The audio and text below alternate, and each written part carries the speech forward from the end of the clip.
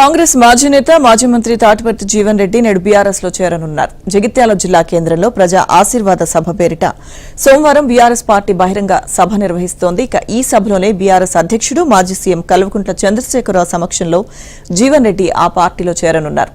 సభను విజయవంతం చేసేందుకు బీఆర్ఎస్ యంత్రాంగం భారీగా ఏర్పాట్లు చేసింది. రాష్ట్రంలోని వివిధ ప్రాంతాలకు చెందిన బీఆర్ఎస్ పార్టీ సీనియర్ నేతలు గత 2-3 రోజులుగా జగిత్యాలలోనే మకాం వేశారు.